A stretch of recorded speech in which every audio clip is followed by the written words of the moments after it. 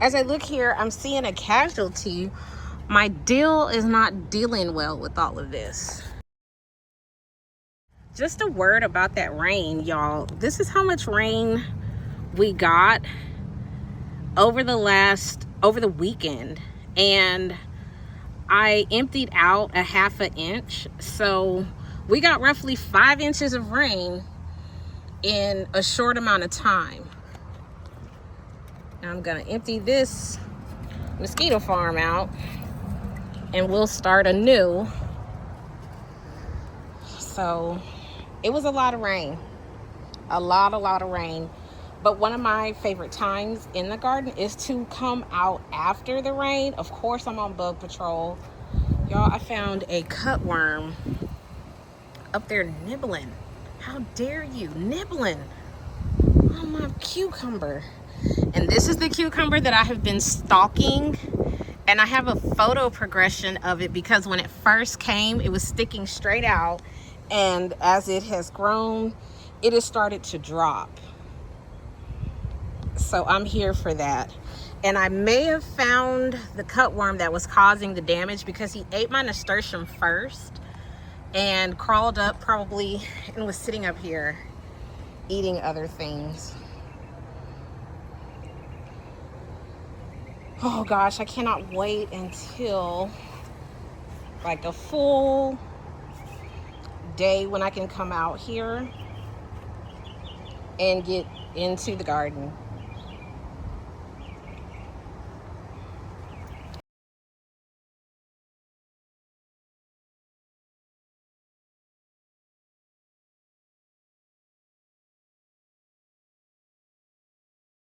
So I try not to overwhelm myself with garden tasks, and then I try not to feel unproductive in the garden. So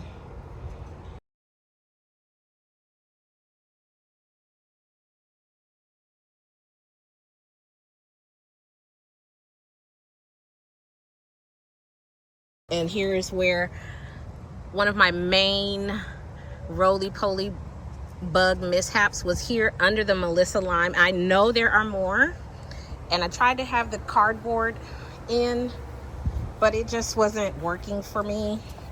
They didn't go under it like I hoped.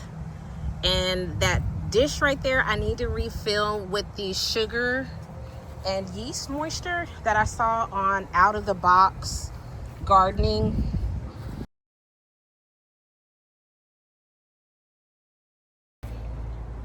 Because that is where I got the recipe from. Because at the time, I had not went and purchased a beer.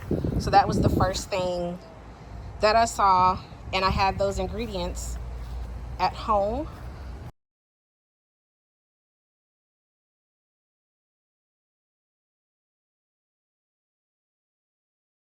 This right here. And this will ferment, and you pour it in a shallow dish, and the bugs, the roly-poly bugs and slugs, I think, crawl in, or yeah, the slugs and roly-poly bugs, I believe, they crawl in. I emptied this one, but I had kind of forgotten it, and y'all, it stinks if you don't check it. It started stinking, so it wasn't going to attract the bugs because they want that sweet smell. So I emptied it and I brought more solution for it. But I am just doing a quick, well, there's nothing quick about this because I haven't been out here. It was raining. But I'm doing a walkthrough, just kind of spending some time and plotting on if I'm going to pull this brassica out. I put a marigold in. Just first of all, I needed somewhere for that marigold to go. I caught the Lowe's dollar plant sale, and I knew I needed more because I didn't have enough. I feel like I didn't have enough color, and I didn't have enough pest deterrent. Like a lot of my herbs, they're working but kind of not. So I'm thinking about moving this. I think it has overgrown this shallow space, and wants to go somewhere. So I may find another spot for it. It's so pretty right there, but it wasn't supposed to be there. I don't even remember what plant I was intending to grab, but that was not it. I'm not like a landscape plant person. All of my plants are pretty much edible. To the herb bed, and it was just getting impossible to manage with those greens over here and the amount of decay, I guess, from the plants that had died and overwintered, because I did not clean out the beds. I just let them overwinter.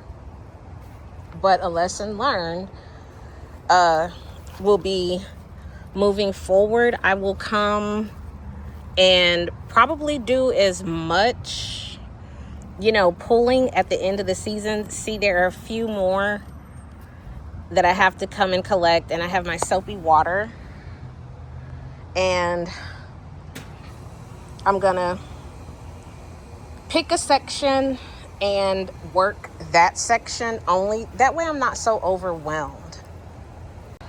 New additions that I have not fully been able to launch is adding this mulch right here, because it just makes the mosh pit, like right here.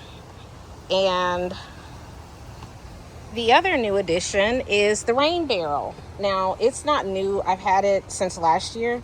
It was just on the other side of the garden, and I had not thought to use it because I don't know what I was thinking. But this year, it is going to get used, but I have repairs to do on it. But I'm kind of disappointed because this thing is full with rainwater. So that is my dilemma, because now I cannot get it down, and I really don't want to waste rainwater, but it's leaking. I need to add some Teflon around here, and then I can finish setting up my gravity irrigation for this section, which is just the trees. I have tomatoes here, 2 tomatoes, my moringa tree. This is wild. It probably won't stay here. It'll probably be over in the butterfly area, just because milkweed gets really gross to look at the end when it's doing its thing.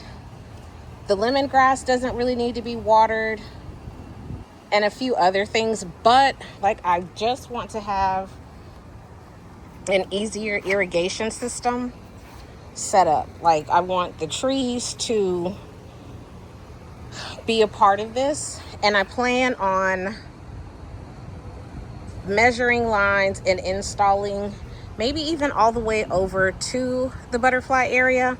But first and foremost, I got to get that leak situation taken care of, and I only have how I'm going to facilitate that, but hopefully this 5-gallon buckets I will make, and 2 more of them steps are full of rainwater. Getting the I gotta see, getting the rain barrel and irrigation set up. That is one of my most favorite projects to be working on right now. I don't know about you guys, but summer heat, well, actually I do. We're all from Houston, and that heat is no joke. And I just kind of want to see what happened, or what is going to happen with the system fully set up. So I'm looking forward to it.